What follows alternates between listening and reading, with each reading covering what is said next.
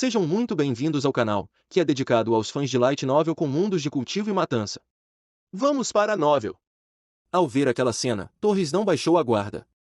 O jovem loiro ergueu o arco longo em sua mão direita, puxando uma grande flecha de penas brancas de sua aljava. O arco foi tensionado até formar um meio círculo, com a ponta da flecha brilhando friamente, apontada para a figura ensanguentada que surgiu do nevoeiro. Ele gritou: "Novamente aviso, este é o acampamento de Chambord. Pare de avançar ou será morto." "Não. Não. Eu vim ver Sua Majestade." A figura, coberta de sangue e com passos trôpegos, mesmo ouvindo o aviso de Torres, continuou a se arrastar em direção ao acampamento. Vendo que o intruso ignorava seu alerta, Torres emitiu um grunhido frio. Seus dedos, que seguravam a corda do arco, estavam prestes a soltá-la, quando, de repente, sua visão se fixou em algo que o intruso retirou de suas roupas. O jovem loiro reconheceu imediatamente, era o símbolo de Sua Majestade. Surpreso, percebeu que se tratava de um aliado, não um inimigo. Ele correu para ajudar. Ao se aproximar, viu que se tratava de um jovem que nunca havia visto antes, com uma ferida de meio metro nas costas, tão profunda que expunha os ossos. O sangue jorrava como uma fonte, e o ferimento era gravíssimo. "Quem é você? Como conseguiu o símbolo do nosso rei?" Torres tirou sua capa e envolveu o ferimento nas costas do jovem. Sua Majestade. Meu mestre. Preciso salvar alguém." Os lábios trêmulos do jovem ferido mal conseguiram formar as palavras. Devido à gravidade dos ferimentos, ele já estava em um estado semiconsciente. A corrida desesperada parecia ter esgotado suas últimas forças, e ele não conseguia mais completar uma frase. Torres franziu a testa, confuso. No momento em que decidiu levar o jovem para o acampamento e consultar Sua Majestade, ouviu-se outro ruído de passos apressados e desordenados vindo do nevoeiro. Os sons se aproximavam, e também era possível ouvir vozes gritando: "Mestre, há um rastro de sangue. Aquele camponês deve estar logo à frente. Com ferimentos tão graves, ele não vai longe. Persigam-no, encontrem-no e arranquem sua pele. Ousou ferir um nobre como eu. Vou fazê-lo desejar estar morto. Jovem mestre, pode ficar tranquilo. Ele não escapará." A expressão de Torres mudou. Apenas aquelas poucas palavras foram suficientes para que ele entendesse a situação.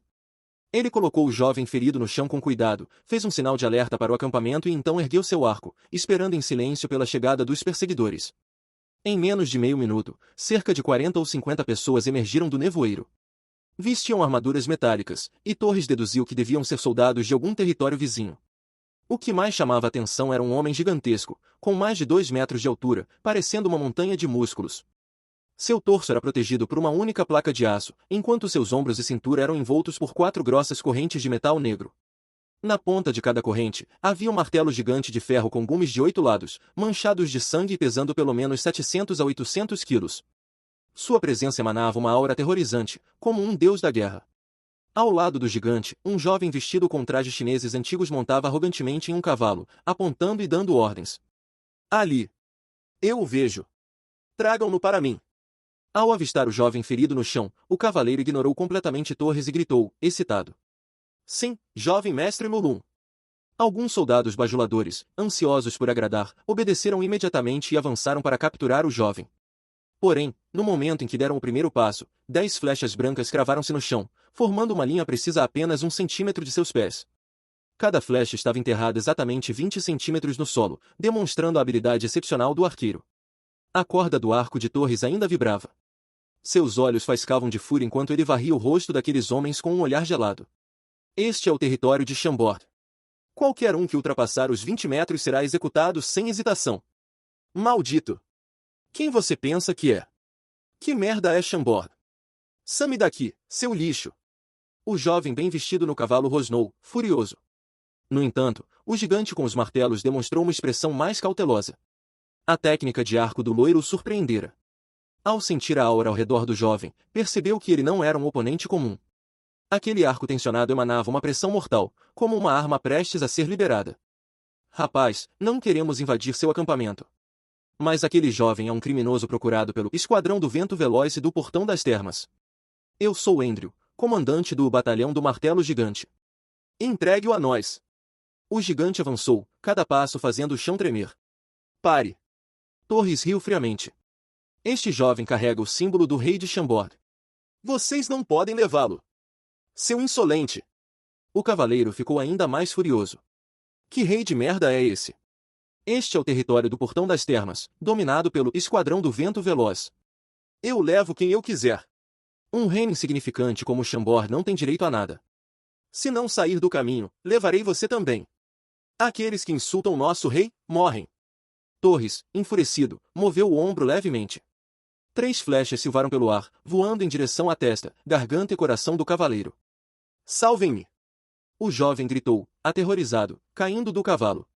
No mesmo instante, uma corrente de ar se agitou violentamente, como se uma rocha tivesse caído em águas calmas. Um dos martelos negros do gigante apareceu como um relâmpago, interceptando as flechas. 3 sons ecoaram, faíscas voaram, e as flechas foram desviadas. Era Endril, o comandante do batalhão do martelo gigante. Tente bloquear mais 3. Torres não recuaria. Para ele, insultar sua majestade era imperdoável. Ele colocou mais 3 flechas no arco, mirando novamente nos mesmos pontos vitais. Com um movimento fluido, soltou as flechas. Garoto, minha paciência tem limites. Endril, furioso, girou os pulsos. As correntes em seus ombros ganharam vida, movendo-se como serpentes. Os martelos gigantes giraram no ar, interceptando as flechas novamente. A primeira flecha atingiu o martelo, fazendo-o desviar ligeiramente. Endril franziu a testa, sentindo a força absurda por trás daquele pequeno projétil. Antes que ele pudesse reagir, as outras 2 flechas colidiram entre si no ar. E então fizeram algo inacreditável. Elas se separaram, descrevendo um arco gracioso no ar, como peixes nadando em direções opostas. As flechas passaram pelos martelos e continuaram em direção ao jovem no chão. Não! Endril rugiu, sacudindo as correntes com força. Os martelos negros criaram afterimagens, acelerando numa tentativa desesperada de interceptar as flechas. Mas era tarde. O martelo preto conseguiu desviar levemente as flechas, mas não o suficiente. Elas perfuraram 3 soldados que o cavaleiro usou como escudos humanos e ainda assim cravaram-se em seus ombros, fazendo sangue jorrar. Você cruzou o limite. Agredir soldados do Portão das Termas é um crime punível com a morte. Endril, enfurecido, sacudiu os braços. As correntes em seu corpo se soltaram, flutuando no ar como serpentes possuídas. Chamas amarelas surgiram de seu corpo, e as correntes começaram a girar em torno dele, liberando uma energia aterrorizante. Garoto, você sabe como é ser esmagado por uma serpente gigante? Endril sorriu como um demônio. Você pediu por isso. Agora, morra!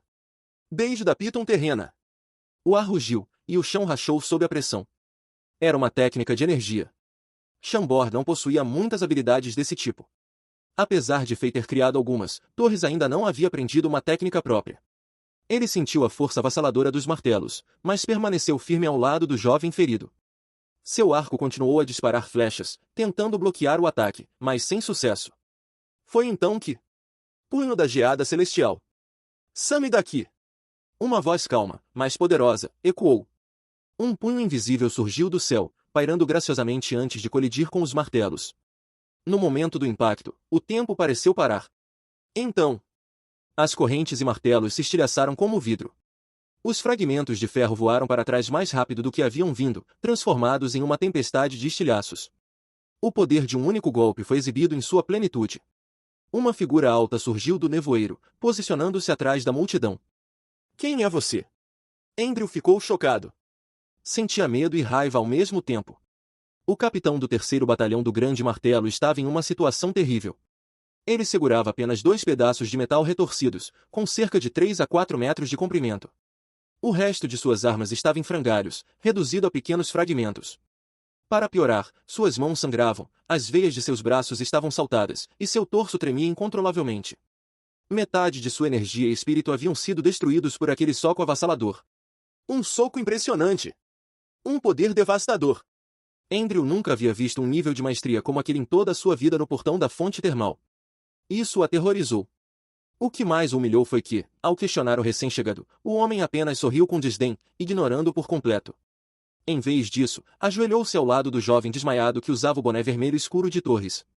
Uma expressão de fúria surgiu em seu rosto quando, com um gesto no ar, uma poção vermelha apareceu em sua mão e foi derramada na boca do rapaz. Mas, quando o loiro se ajoelhou e chamou o misterioso homem de Sua Majestade, Endril entendeu, esse devia ser o rei de Chambord, o tal reino de nível 6 que o loiro mencionara.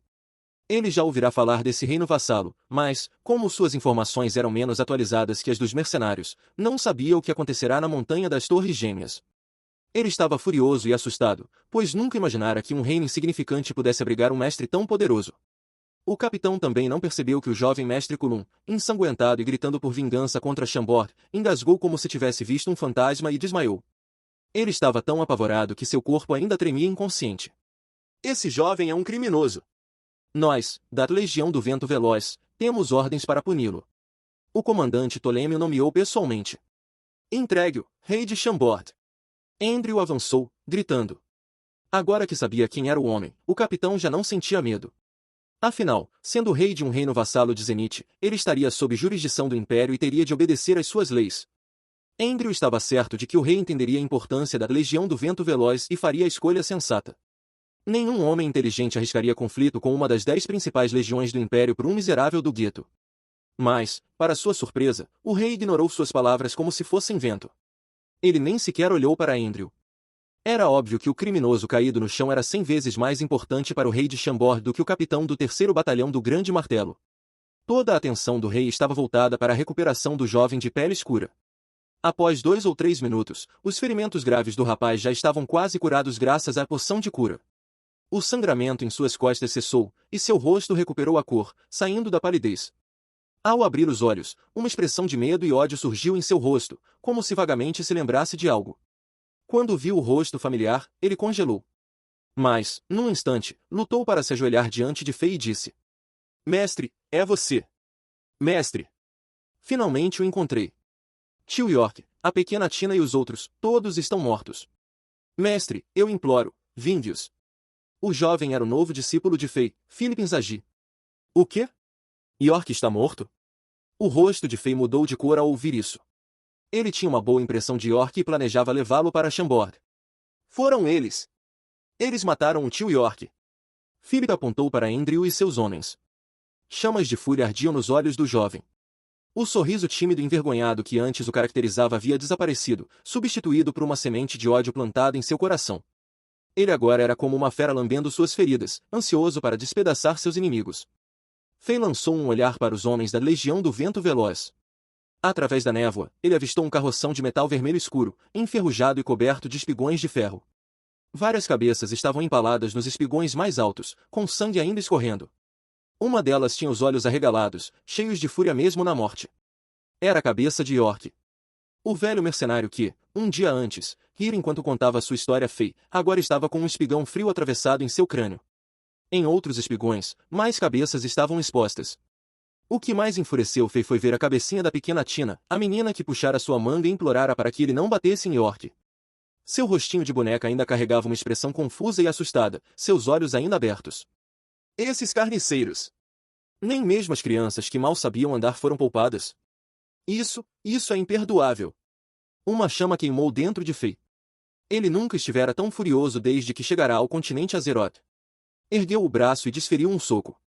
Com seu poder total liberado, um punho transparente surgiu no céu e desceu como um meteoro. Um estrondo ensurdecedor ecoou, dissipando toda a névoa ao redor. Punho supremo, gélido do céu.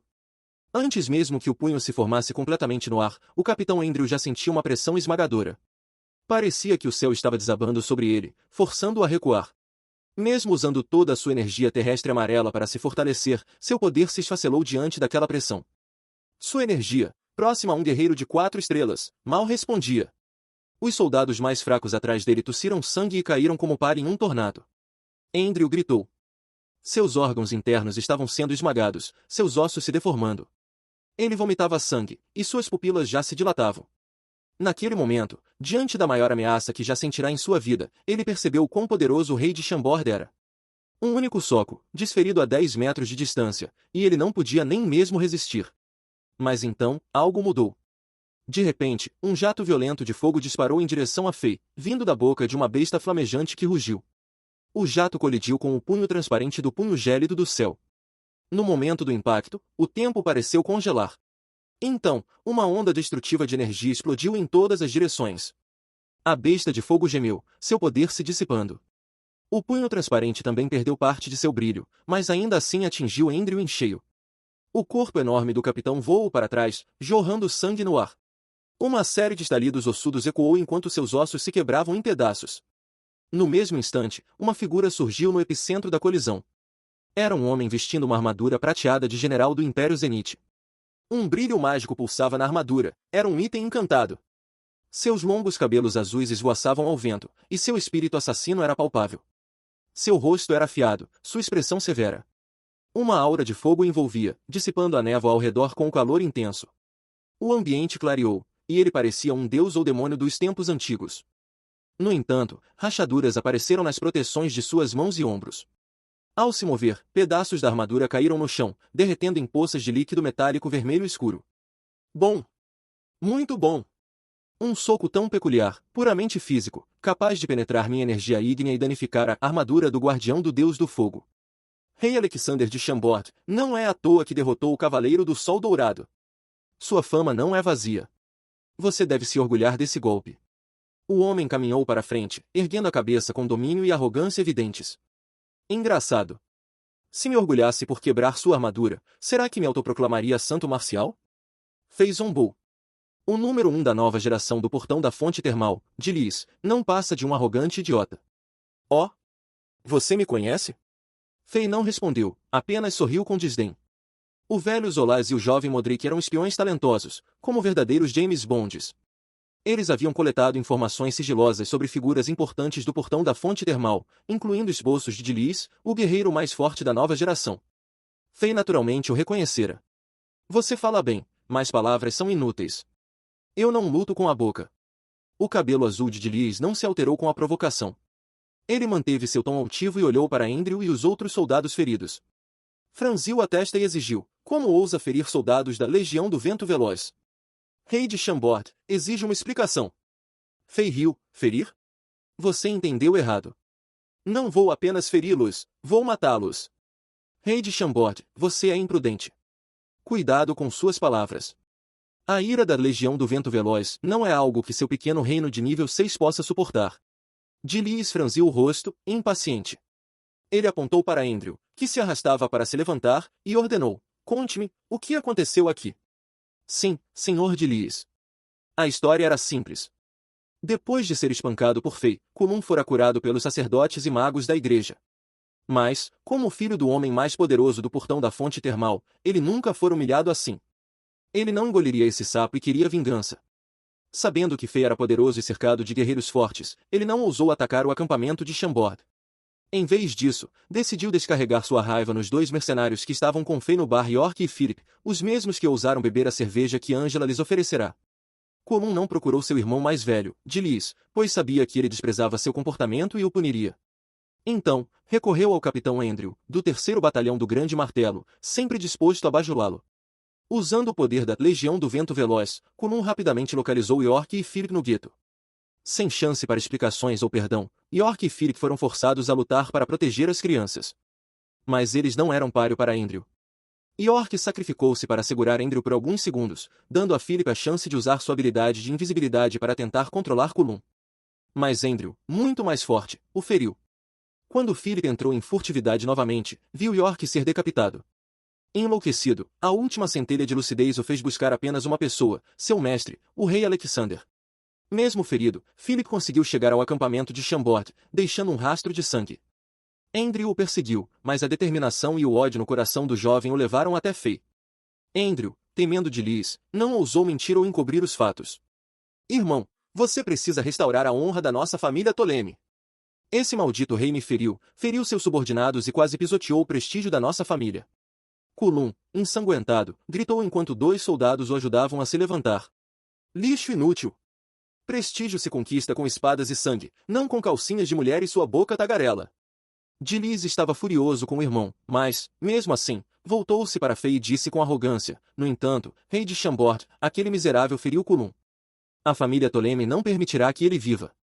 Entregue-o. Piada. Ele é meu primeiro discípulo. E se ele tivesse matado seu irmão? Não apenas ferido.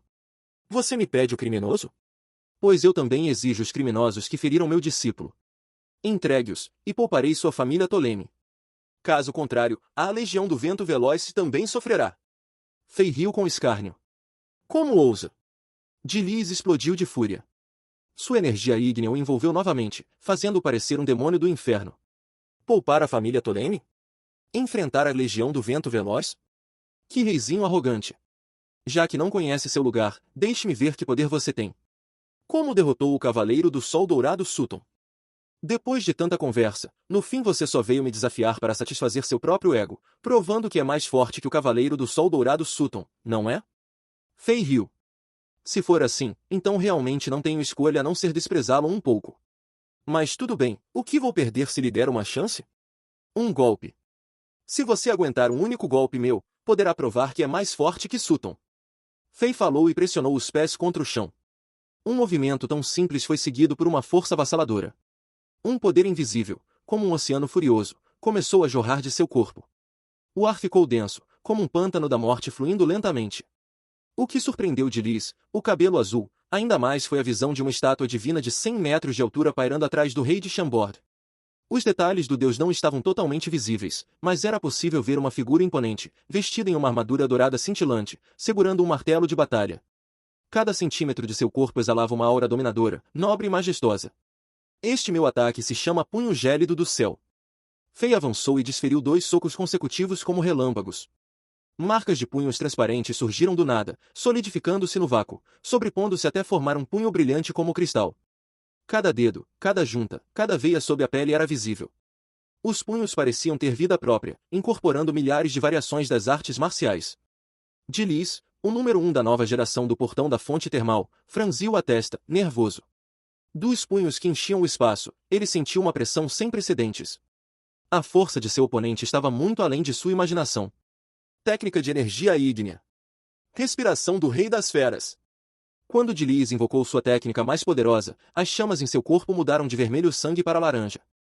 A temperatura aterrorizante chegou a derreter o espaço ao seu redor. Sombras de feras selvagens cintilaram sem parar dentro das chamas, e, em um rugido, todas se fundiram em uma única besta colossal, com chifres ameaçadores e 16 asas. O fogo que envolvia de Liz também se fundiu ao Rei das Feras. Enquanto o mestre do portão da fonte termal avançava, a besta flamejante rugia, voando no vácuo com suas asas estendidas. A respiração do Rei das Feras era, de fato, uma técnica de energia de batalha extremamente poderosa, rivalizando até mesmo com o golpe final do Cavaleiro do Sol Dourado Sutton. Como o melhor da nova geração do portão da fonte termal e herdeiro da família Toleme, de Liz tinha motivos para ser arrogante. Impressionante! Fei elogiou, soltou um leve suspiro e então desferiu seu soco. O céu e a terra tremeram. O punho de diamante brilhante diante dele se moveu silenciosamente, cortando o ar como um meteoro, deslumbrante e aterrorizante. No instante seguinte, a besta alada e o punho cristalino colidiram. A explosão de energia ecoou como um trovão que abalou o mundo. Andrew e os outros soldados sentiram seus ouvidos serem dominados pelo som. Alguns, mais fracos, começaram a sangrar pelos olhos, como se vissem o fim dos tempos. O vencedor seria decidido ali. A besta de 16 asas nem sequer teve chance de rugir. Seu corpo colossal foi perfurado pelo punho como se fosse papel. As chamas vazaram para todos os lados, e o soco brilhante atravessou o fogo laranja sem esforço, direto para de Liz. Não! O rosto de Liz se distorceu. Ele não esperava que seu melhor golpe fosse brincadeira de criança diante do punho gélido do céu. Não ganhou nem um segundo de resistência. Em um piscar de olhos, o punho já estava diante de seu rosto. O vento cortante já arrancava seus cabelos quando seu instinto marcial o fez cruzar os braços, canalizando toda a sua energia ígnea para se proteger. O punho transparente esmagou a barreira de fogo como vidro. Os ossos de ambos os braços se estilhaçaram em incontáveis fragmentos. O poder afiado fez de Liz sentir o hálito da morte. Seu corpo não ofereceu a menor resistência, como um ovo sob um martelo de ferro. De Liz fechou os olhos, esperando o fim. Mas, no último instante, o poder avassalador do punho desapareceu. Quando de Liz abriu os olhos, viu o rei de Chambord mover a mão casualmente, dissipando o soco no ar. O choque em seu coração era indescritível. O rei de Chambord conseguia retirar um golpe tão poderoso com tanta facilidade? O que isso significava? Que Fei ainda estava segurando sua força, que ele nem sequer havia se esforçado.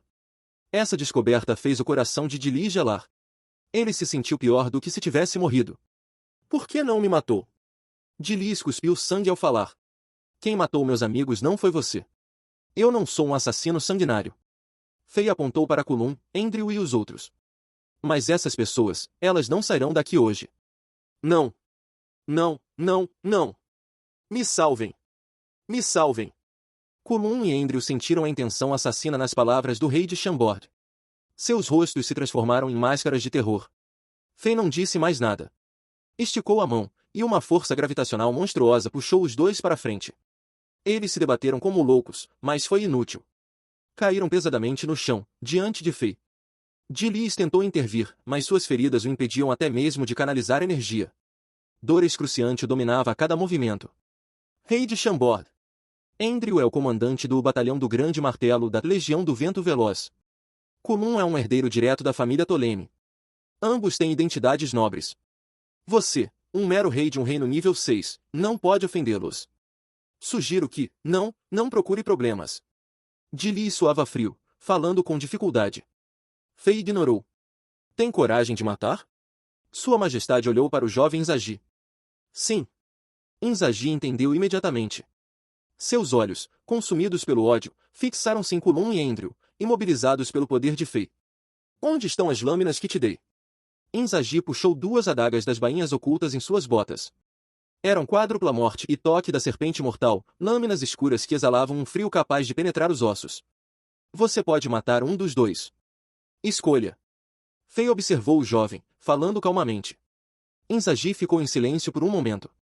Então caminhou até os dois. Kulum e Endril já estavam pálidos de terror. O jovem mestre Kulum, especialmente, havia urinado e defecado nas calças. Seu corpo ajoelhado tremia incontrolavelmente, e seus olhos suplicavam como os de um louco. Ele queria se arrastar e abraçar as pernas de Inzaghi, chorando por misericórdia. Um jorro de sangue pintou o chão. Uma cabeça rolou pelo solo, enquanto o corpo decapitado jorrava sangue sem parar. Inzaghi não se esquivou. Seu rosto, mãos e corpo estavam encharcados de sangue ainda fumegante. Aquele jovem tímido e gentil havia desaparecido. No lugar, estava um deus da morte impiedoso. Seus olhos não mostravam hesitação. Sua mão, segurando a quádrupla morte, estava firme como uma rocha. Fim dos capítulos do 210 ao 212. É isso, pessoal. Se gostou daquele like, deixe seu comentário e compartilhe. Vamos ficando por aqui. Até a próxima, e tchau!